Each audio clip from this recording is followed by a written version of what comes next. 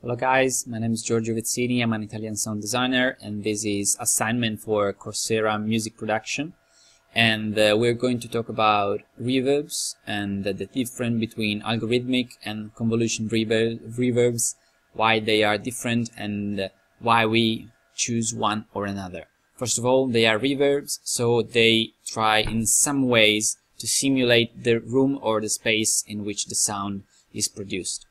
I'm going to do just two demonstrations because we have a very small amount of time, and I'm going to just say the very big difference that there are between the two reverbs and then show you two ways to use them.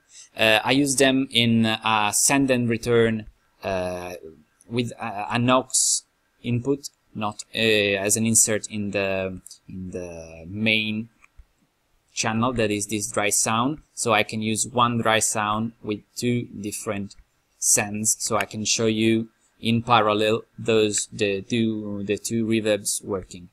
What is the big main difference between algorithmic and convolution? First of all, algorithmic relies only on the code that is written for the reverb, and we have all parameters that we can change to modify the reverb. In this case, we have size, which can be bigger or smaller room, dark or brighter room, and diffusion, which is the number of reflection that comes from the virtual walls. And I'll let you hear this without any reverb, without the reverb, with the algorithmic reverb. See the size, smaller size, bigger size, brighter, darker, no diffusion, very big diffusion, and that's it. This is only code, and this is a little bit CPU hungry, but not that much. With convolution we have a very high use of CPU, and it works in a quite different way. We don't have just the code, we have an engine that works in parallel with the usage of a file. And now I can show you, this is the convolution reverb, and this is the file that I'm going to use. I'm going to use the file done by Diego Stocco in his Rhythmic Convolution series, and it's a file that is being used in the convolution reverb.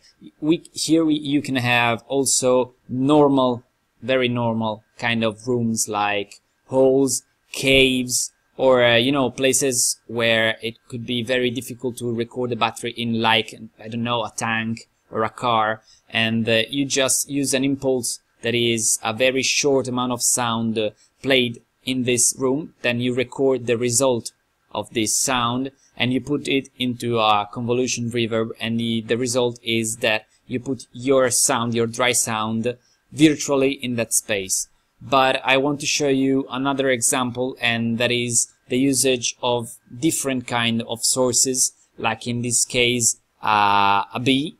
It's a very short noise, and I'm going to use it as the virtual room in which we are going to process the dry sound. And as you can hear, the result is very dramatic and not reverb-like, and that's why I like convolution reverb, because they are very artistic, they are very CPU hungry.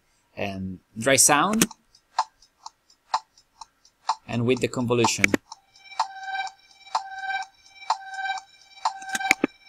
So for artistic reasons, for CPU reasons, and for convolution reverbs are usually not very suitable for live usage, but some you can use them without too much problems.